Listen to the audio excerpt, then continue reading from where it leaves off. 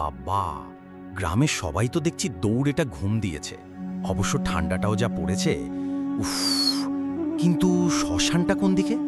ওই তো, ওখানে একটা দোকান মনে হচ্ছে। আচ্ছা, এই হেমতমপুর গ্রামের পুরনো শ্মশানটা কোথায় একটু বলতে পারবেন?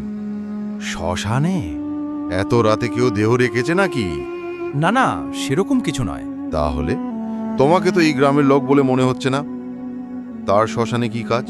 আমি শহর থেকে আসছি, ওই প্যারানর্মাল অ্যাক্টিভিটি, মানে ভূতপ্রেত নিয়ে একটু গবেষণা করি আর কি।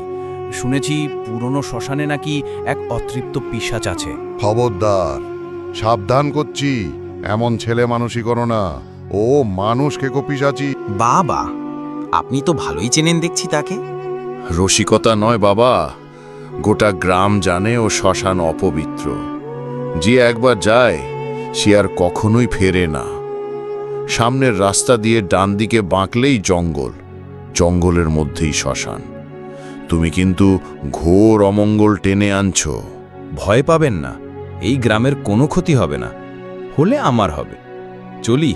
বৃদ্ধের কথা শুনে একটু ঘাবড়ালাম বটে, তবে এমন সতর্কবাণী শোনা আমার অভ্যেস হয়ে গেছে।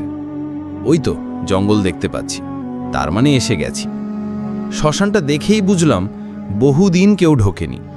চারদিকে শুকনো পাতা ছড়ানো, বেদিটাও ভাঙাচোরা। চিতাকাঠের বেদিতে বহুদিনের পুরনো ছাই পড়ে আছে। পরিবেশটা একদম আমার কাজের অনুকূল। হাতঘড়িতে সময় দেখলাম 11টা।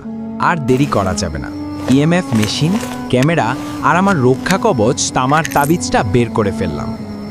সবই ঠিক ছিল, কিন্তু যেই তামার তাবিজটা হাতে পড়তে যাব, হঠাৎ মনে হলো কেউ যেন চলে গেল আমার পিছন ভিয়ে। পিছন ফিরলাম, কেউ নেই। চারদিকে গাঢ় অন্ধকার আর শ্মশানে শুনশান পরিবেশ। আচমকা আমার এবার ইএমএফ মিটারে কাটার দিকে চক গেল। ইএমএফ মিটারের কাটাটা ফ্ল্যাকচুয়েট করছে। তার মানে কি ইতিমধ্যেই কেউ এসেছে? হঠাৎ আমি অনুভব করলাম আমার কাঁধের উপর কেউ যেন ঝুঁকে পড়ে ঠান্ডা নিঃশ্বাস ফেলছে। আমি তৎক্ষণাৎ পিছন ফিরলাম। কাউকে দেখতে না পেয়ে যেই সামনে ফিরেছি, আমি শিউরে উঠলাম।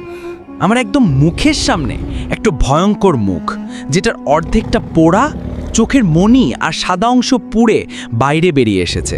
উফ, কি বীভৎস দেখতে!